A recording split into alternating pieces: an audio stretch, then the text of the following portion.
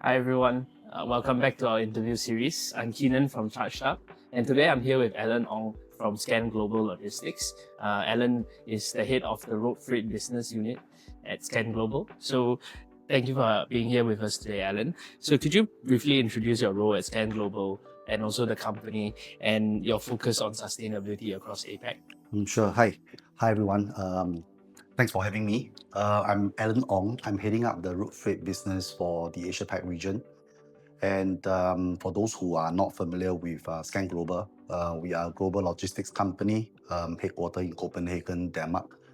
So we have presence in all major continents, and we are ranked among the top 25 logistics company globally.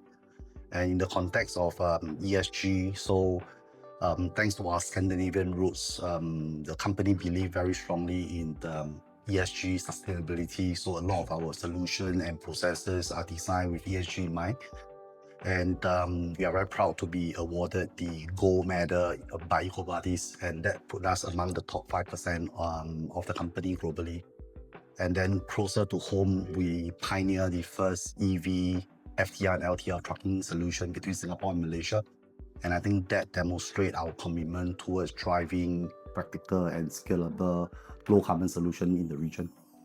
Scan Global Logistics has been actively investing in low carbon road freight solutions, including cross border EV trucking in Southeast Asia.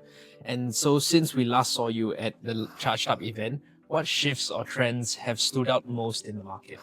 I think over the last 1 year, a lot has happened in the market. So there are a few key trends that I observe. So first thing first, I'm seeing a lot of EV projects moving from pilot stage into commercialization. We are seeing increasingly customers willing to look at long-term investment and long-term commitment, especially when the solution is viable and scalable. So for example, we have expanded our fleet, our EV fleet that's running between the Singapore and Malaysia Green Corridor right now. And this solution has been proven to be able to deliver meaningful carbon reduction at the same time maintaining service level and reliability. Okay. And the second one, I think given the today market climate, right, where the Iran war happened, drives up the fuel costs, a lot of customers, especially the MMCs, right, they are actively looking at measurable low carbon solution. And because of the fuel price that has went off the roof today, the overall total cost of ownership is closing the gap, and that makes EV solution a lot more attractive. And then I think the last one is really about the infrastructure. The charging infrastructure continue to improve, but there are still gaps, especially between the leading markets and also the developing markets. Like for example, we are doing cross-border trucking, right? So some markets are more mature, some markets are not. But I think the good thing is the transition is very clear. The market is moving from an interest stage to an intent stage, right? So I think with more collaboration across the ecosystem, we will see a lot more positive progress that's coming up. Okay. So, Alan, what are the biggest barriers to scaling EV adoption for regional road freight today? I think a lot of companies have set carbon emission reduction target, but to translate the ambition to result, there are still challenges that I see. So first thing first is really about the equipment.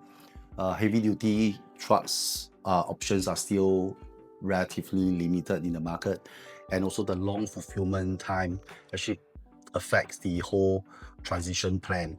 So secondly is cost. The investment costs are still significantly higher than the diesel one, and leasing models are still evolving, right? So without incentive and flexible leasing model, adoption remains a challenge. And thirdly, I think is the most important one is really operational complexity.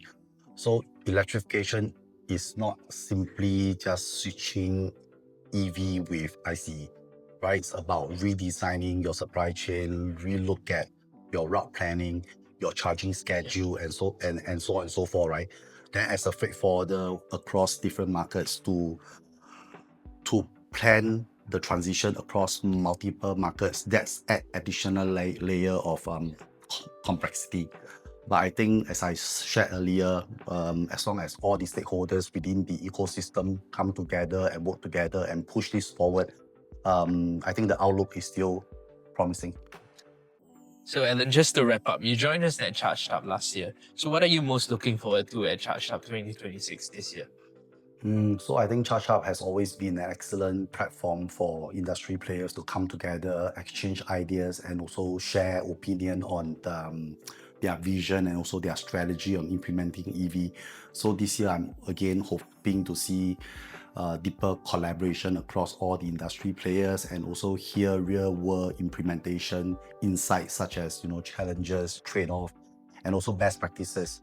So once again, looking forward to connect with the peers and also contribute to the event. Thank you. Thank you. Thank you so much for your time, Alan. Thank you. And to those watching at home, see you at Charged Up 2026.